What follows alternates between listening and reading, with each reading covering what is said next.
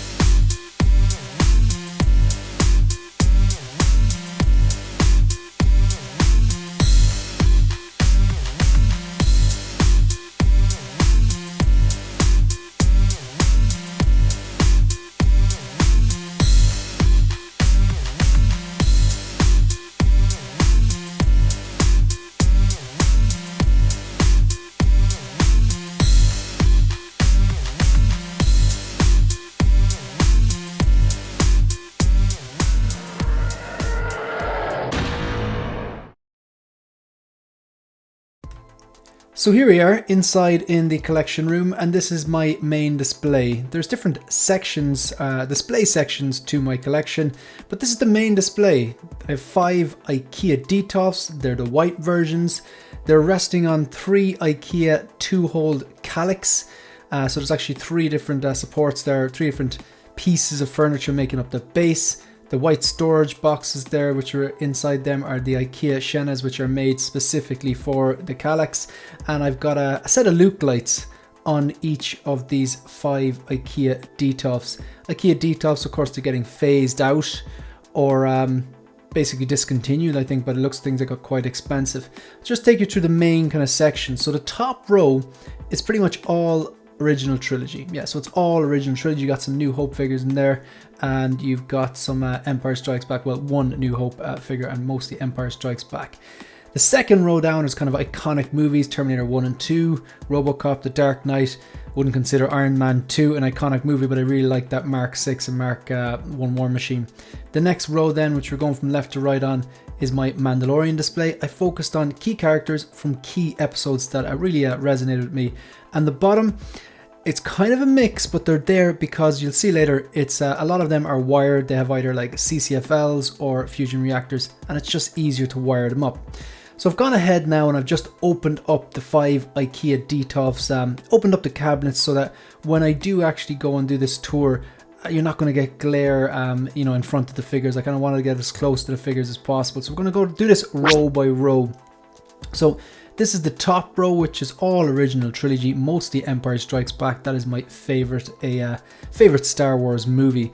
So this is the Hot Toys 1/6 scale Luke Skywalker. It's the snowspeeder Luke from the start of Empire Strikes Back when he's piloting the snowspeeder. Very similar to the X-Wing pilot. I'd imagine we're going to get an X-Wing pilot Luke at some stage. Just love this figure, pops on the shelf, heavily weathered. I do think that the head sculpt's quite good, but that helmet is the star of the show. Next we have the only trooper in this section of the collection. It's the only trooper to make it into the main display, my 5 IKEA DTOFs. And yeah, if I mention any product, by the way, they are going to be linked in the description of this video. But this is just a normal original trilogy Stormtrooper. Still, I'm a trooper collector. I love the designs, but the original trilogy, straight up shiny Stormtrooper, still remains my favorite trooper. I wouldn't have gone and bought a Shepperton Studios Stormtrooper armor otherwise. This here is A New Hope, Obi-Wan Kenobi, and it's the Alec Guinness sculpt. This is my Obi-Wan Kenobi. As much as I think Ewan McGregor is fantastic at playing the part, original trilogy is where it's at for me at heart. I still think this is a fantastic sculpt. This is one of those figures I got because it was original trilogy. I wanted this version. I knew I'd like it. I didn't realize how much I'd like it. Simple figure. The tailoring is good. The robes are good. Head sculpt's fantastic. And I like the way the robes sit on the figure. It really holds up. Now, I was always going to get this Boba Fett. So obviously this is the 40th anniversary Empire Strikes Back Boba Fett that comes with the regular configuration here, but it has some swap out alternative armor pieces so you can make it look different, and various different swap out parts. I think the jetpack, I think there's another helmet as well and stuff like that, but I just like the regular configuration. That's why I got it. That's the Empire Strikes Back 40th anniversary Boba Fett. And the final original trilogy part of this section, I suppose, this top row, Lando Calrissian from Empire Strikes Back. Really like that head sculpt, and it's a very simple figure. I was going to pass on it, but I just thought original trilogy, they don't come around all that often. He's a key character as well from Empire Strikes Back and also from Return of the Jedi. It's a very elegant figure. A lot of futzing done with the collar. I had to use that kind of a bit of heat there to wrap that collar around, you see there, and a bit of tape there to make that robe sit. Now the next row, this could be my favorite row in the whole collection. This is kind of like iconic, basically iconic characters from my favorite movies. Obviously The Dark Knight, it's my favorite trilogy. The Dark Knight, more or less my favorite movie from my favorite director as well. This suit here is my favorite suit. Out of all the suits in all the different Batmans, I really like this DX19 style suit. I have the quarter scale as well. Neoprene undersuit, different segmented panels for increased articulation over the DX02. Now this figure isn't the most articulate, but I think it absolutely looks stunning. Worth noting that the cape here is not the stock cape. This was gifted to me by Alan, aka the 6 scale gallery, very, very generously. Now, this is the figure that I think the entire community is sick of talking about and sick of hearing about. I love The Dark Knight. I think Heath Ledger's performance is phenomenal. Just one of the best on-screen performances I've ever seen. When I saw it on opening night back in 2008 in a place called Limerick in Ireland, the cinema actually clapped at the end of it. At the end of it, they actually clapped the performance. Rooted hair in this, I've done very little futzing with this. I could probably futz this to style this hair to make it look a bit better and a bit more natural, but it's the type of thing, if it's not broke, don't fix it. I'm happy enough with the way it looks there. I think the sculpt is amazing. I think the paint application is amazing. The likeness to Heath Ledger, the rooted hair just blows me away. The tailoring is fantastic. You can see there that it's not just a straight clean purple coat. You can see some dust and makeup and a bit of dirt. He's holding that machine gun as well, recreating that iconic scene, that hit me scene from The Dark Knight that they actually filmed in Chicago and actually flipped an articulated truck during that.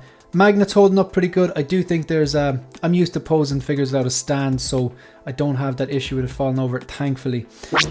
This is one of my favorite cubes in the entire display. Although Iron Man 2 is not one of my favorite movies, the Mark 6 is my favorite Iron Man armor, and it pairs so well with this War Machine Mark 1. Both diecast, both heavily battle damage, and as you can see they're lit up there, the eyes, the chests, arc reactors, and the repulsing hands as well. I've swapped out the battle damage parts instead of the clean parts. I prefer the battle damage parts. They are lit up with fusion reactors. Again, I don't get any kickback from that. I just think they're a bloody good product. They ship from Australia, and again, their link is in the description as well if you're interested in checking them out. I get absolutely no kickback for that. I just think they're a bloody good product.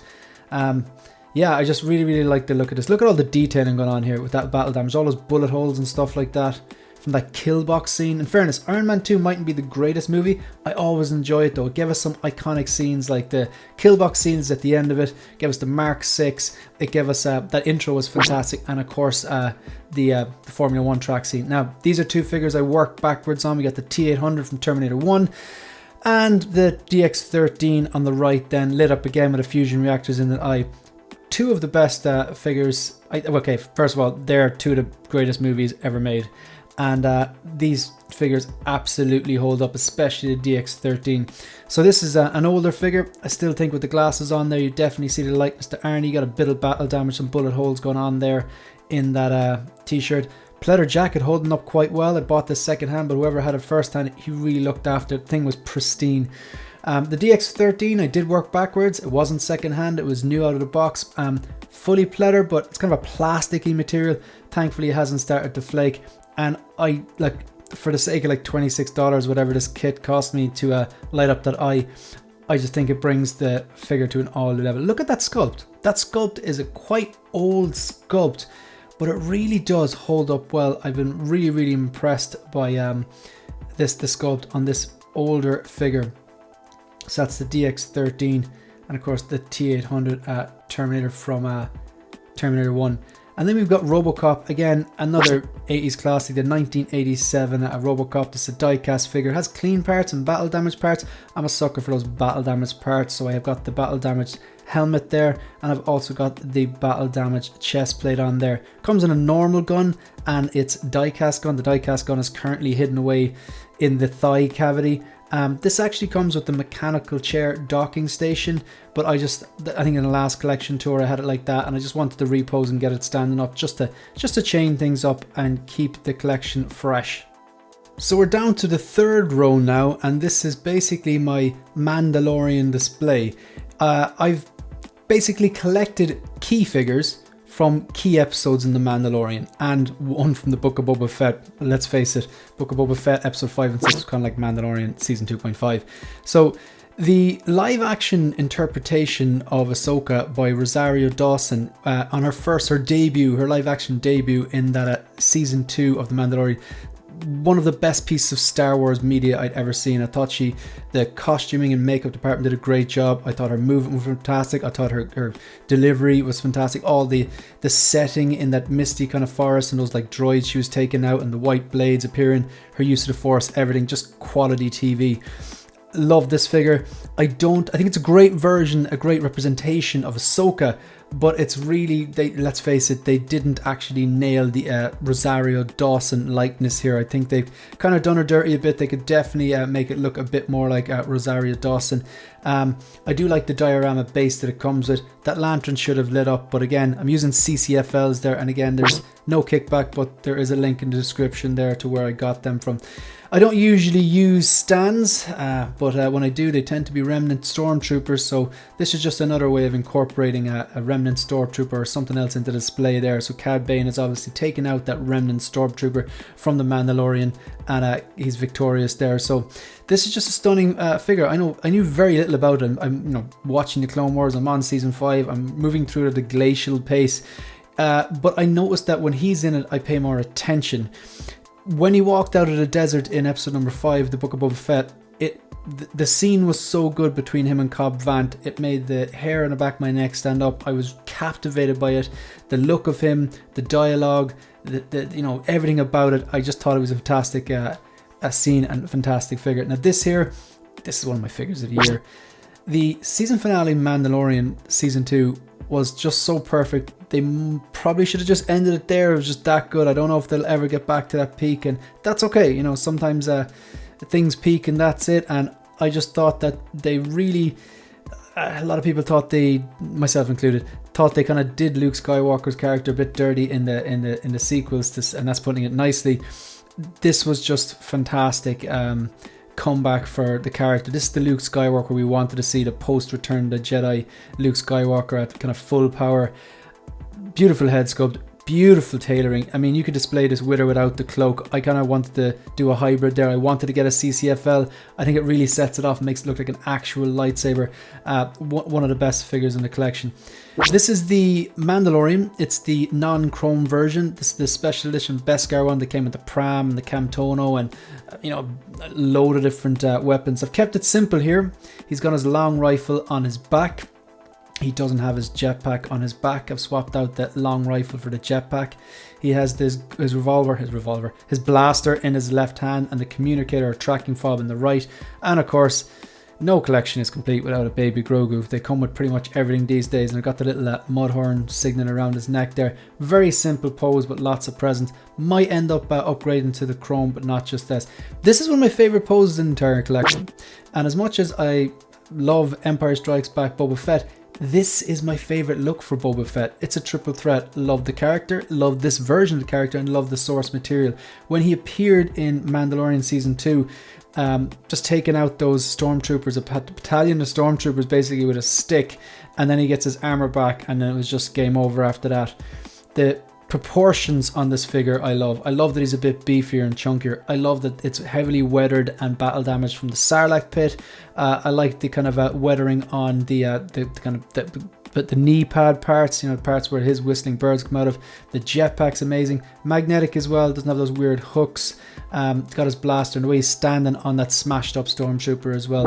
Really do appreciate that. The final shelf on the bottom, this is a bit of an eclectic mix, but a lot of these are here because it's a lot easier to wire bottom shelves on the IKEA Detolfs. You can see here now, there's actually a wire coming out from the back of him because this is powered using a fusion reactors kit like my other ones. And a wire comes out of the back of that, but I've just used white tape to hide as much as I can. Like, I don't think it gets more iconic for a Marvel figure than this particular scene. This is the Battle Damage Battle Damage Mark 85 Iron Man from Avengers Endgame. The iconic scene where, you know, he says, "I am Iron Man," performs the snap and just kills Thanos and, you know, just vanquishes his entire army and turns them to dust. You know, just fantastic head sculpt, nice few nicks and stuff like that, a bit of blood drip on the right eye, lots of weathering and battle damage on it, and it just looks iconic lit up. These two as well, it's very subtle, but if you look closely at Cable's left eye, it actually is lit up with a fusion reactor. You can see kind of the wire just escaping out from underneath the poncho there, and of course it's taped down with some white tape to hide it as much as possible before it disappears under the holes I've drilled. It's worth knowing that I've drilled holes in pretty much, I think I've drilled holes in all four definitely, if not five, the back right corner, so I can feed any wires from fusion reactors or CCFLs down. So this is Cable and Deadpool from Deadpool 2. Of course, Deadpool there, the katanas are in his back. His blade is in his left boot, and he's holding the unicorn. This Cable figure, I actually really like the head sculpt. Definitely softened from the prototype. Fantastic looking. It's quite skinny, but look, I'm always going to pose it with the shirt, the kind of vest he has on, and that poncho. That poncho and this BFG, two of the coolest accessories to come with any figure. I just love just the look of the BFG. There's so much going on with the scope and all the different, it's like several guns in one, really. You can see those clips on his chest as well, kind of like that grenade launcher looking thing, and the bear as well. Poncho drapes really nice. This figure, for me, I went for the regular version. I didn't need a Dagobah base, so this is Bespin Luke, the 2.0 version. I've incorporated a CCFL. Again, the links are in the description. I don't get any kickback. I just think they're fantastic products. They look like lightsabers as opposed to pieces of plastic lighting up. I gotta say, I'm skeptical on the Hot Toys USB lightsabers. I hope they're going to be good, because let's face it, these CCFLs are very expensive, and I could be back here in a few months' time telling you, yeah, look, mine melted or whatever. But so far, I gotta say, I am enjoying them. So this one here, the regular version comes with the better base. It's the light up one. It has like that red orange glow and then those two generators. The head sculpt on this comes with two different hair pieces, two very different, the dry and the wet. I actually think the head sculpt is quite good in this. I really like it. Good likeness to Mark Hamill. And this hair piece I think looks a lot better. So he's holding his blaster in his right hand, the lightsaber ignited in the left hand, and of course the base lights up. Stunning figure, but you need to have that base lit up, and personally I would recommend the CCFLs. Here we got two Homecoming figures. We got the Mark 47 with that really strong Robert Downing Jr. head sculpt. Got the glasses as well. And of course, this is my favorite Spider-Man in my collection, just the Spider-Man Deluxe Homecoming version, but we'll get to that in a second. So look at that head sculpt. I think that head sculpt still holds up. I really like it. Got those glasses there which connect on very simply. I like this armor just for the gunmetal. It's different. It's a lean armor. Just really like it. Again, lit up with fusion reactors kits. Done my best to hide the wires. You can kind of see them coming through or escaping down underneath the detail, but I mean, for me, it's worth having them lit up. And again, I've used white tape to hide as much of those wires as possible. This figure, I just love the fact that it's a traditional kind of a Spider-Man red and blue. Then it comes with a lot of layering but doesn't look bulky. You've got that kind of navy blue hoodie, the yellow blazer, the science book, the headphones, the hood up, school bag. Just love that look. It's the best Spider-Man in my collection, my favorite one. These figures now, this is from Big Chief Studios. Big Chief Studios unfortunately went under and are now out of business. I had noticed I'd wanted these, but it held off. These are the Big Chief Studio. Arthur and Tommy Shelby from Peaky Blinders. On the left, of course, you have Tommy Shelby based on the likeness of Cillian Murphy. And then on the right, Arthur based on the likeness of Paul Anderson. Are they the best figures ever? No. But the likeness is there, but I just find it definitely softer. And it's also, it's just a bit plasticky looking. However, I still think they're stunning pieces. I'm a big fan of the show. Big fan of Cillian Murphy. And a lot of layering going on there, but looks really well. Interestingly, these ones were on sale, and they're on sale at a super discount. These are two limited pieces. They're limited to 400 each, the signature series, and each of them comes with the actor's signature. So that's actually Cillian Murphy's signature there.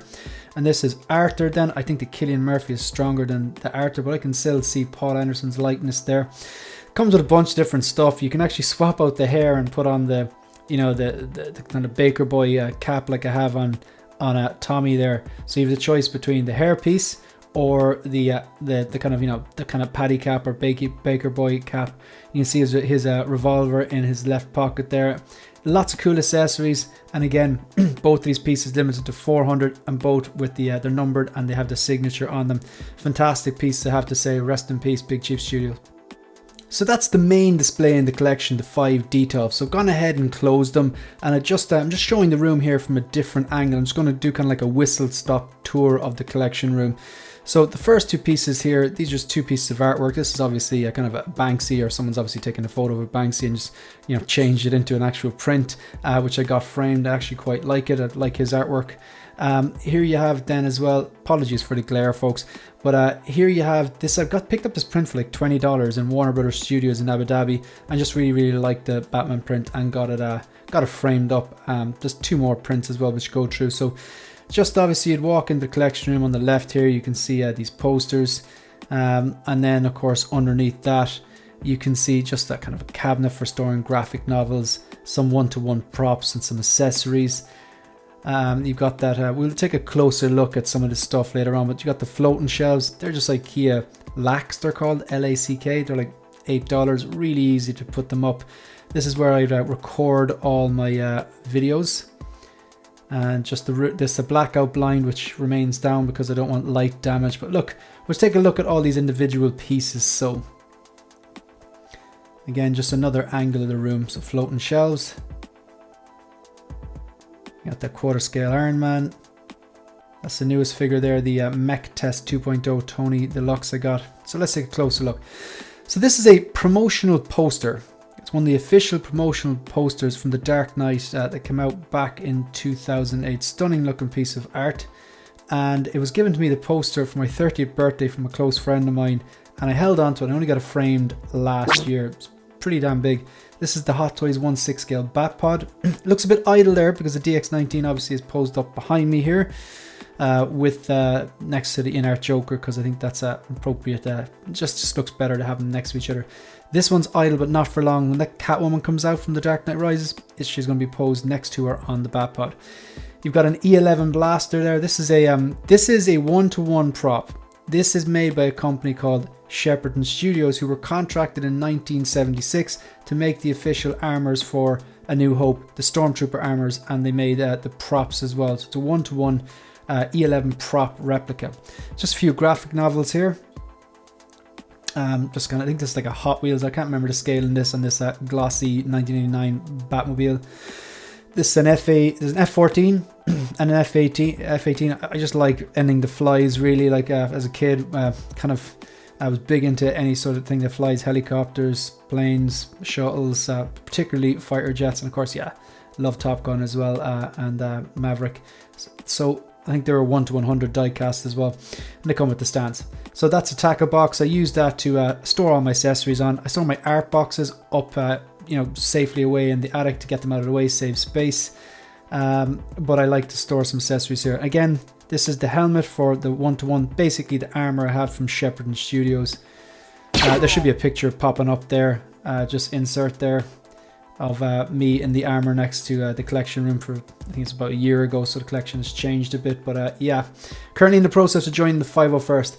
This is the newest piece of artwork to actually go into the room. I believe the artist is called Tyler Stout. This is Terminator 1 reimagined, where he's just drawn different parts of the movie and put it together in a collage. You got Kyle Reese, obviously Sarah Connor, some various different versions of T800. You got the punks from the start, the cop cars. I just love this. They had them in Dublin Comic Con as well, but I wanted a kind of a bigger version, and I wanted to get it framed as well. Absolutely stunning. Sorry about the glare there. I really like the use of colors on this. Just looks kind of vintage. Right, so then the desk. Just go through some of the setup that I use for recording. So this is the HyperX Quadcast microphone. It's a gaming microphone. Changes color, decent sound. Just a Kodak ring light just for better lighting. MacBook Pro, which I just use iMovie, to be honest. I'm probably at a stage where I should probably upgrade to Final Cut Pro, but I don't want to upgrade for the sake of it. Just got a phone charger there for if I need to charge my phone during streams. And this is one of 2 quarter scales, the Hot Toys quarter scale Mark III. It's lit up there as well. There's lights up from the chest, from underneath the chest, from the arms as well, the hands, the repulsors, from the back of the calves, and the base lights up as well, part of the ironmonger there. And then, kind of, I suppose, strangely, the 1/6 scale Mech Test Tony 2.0. This is the deluxe one, so it comes with dummy, comes with the Mark II faceplate, and the Tony Stark has a heart arc reactor. This is the newest addition to the collection. Again, it's kind of like Obi-Wan Kenobi. I knew I'd like this figure, but I catch myself staring at it because there's so much going on with the, the mechanical robotic boots and arms, all the wiring, the arc reactor, dummy, and it just really has a full set kind of a vibe. There's a lot going on. This is probably going to go down to eventually into the living room. So this is the infamous Inart Joker. So this is I got the 2-pack rooted. I think they call it the deluxe. Yeah, so it was like regular, then premium and deluxe, something like that. This is the rooted 2-pack anyway. Again, stunning looking piece. Beautiful head sculpt, beautiful rooted hair. The tailoring's fantastic. The die cast metal for the bars and all the rust, the paintwork, fantastic. Real wood as well for the base, and die cast accessories and stuff like that. Some people like them, some people don't. I was always going to like this, but I have to say, I was a bit worried because it's a very, very expensive piece. But when I took them out and I got it all set up, I was very, very happy with it. I mean, the head sculpts are just they're super. Right, so the this is the floating shelf. So these are IKEA lax. They're like €8 a piece. And again, anything you see here, there's gonna be a link. If any product I mentioned, there is a link in the description. I don't get kickbacks for any or anything like that, but just in case you want to copy these or use these particular types. So here you got Endgame Loki.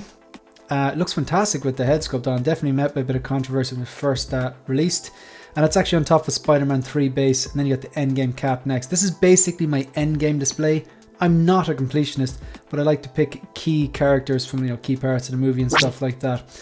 So this is an endgame rocket on the shoulder of the Iron Patriot. Note that I'm not using stands here as well. I just ensure that the center of gravity is right. Try to widen the stance and make sure that those feet are flat. Again, I take the risk. I wouldn't recommend other people do that. Ironically, one of the figures that fell recently was the quarter scale Dark Knight, and that actually had a stand, so crazy.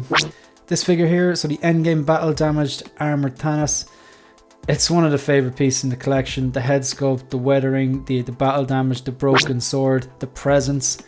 And then this is the quarter scale Dark Knight. This is the QS019. The ankles on this figure are pretty bad. And even the stand is a bit finicky. So this is the one that took a dive. Thankfully nothing was broken. Must have been the luck of the Irish. But cape drapes well. The body is stunning. The head sculpt is stunning. That pose is actually a lot better in real life when I'm sitting down here looking up. I tend to do that, pose it from an angle where I would look at it often. This here is the oil change Spider-Man, or aka the battling Spider-Man from Spider-Man No Way Home. Like I said, I'm a sucker for battle damage. I'm a sucker for tears and weathering and stuff like that. Weathering definitely softened here. Again, no stands here, just using the figure in the center of gravity wisely. And then he's got that box as well. So I think it's called the Machina Dicadavis or something like that. I hope I've got that right. But yeah, so that's the display currently, the collection room. There is one final piece of display which I'm going to show you as well, but that's the setup at the moment.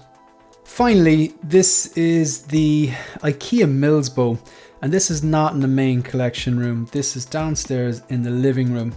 Now, it's for the last few months, I think for the last maybe year, it's been basically a trooper display. So it's kind of, I like to have themes every now and then, swap things out. I've toyed with the idea of movie icons or heroes and villains and stuff like that. But chances are the next time I do a collection tour, which will probably be 12 months from now, thereabouts, it won't be a trooper display anymore.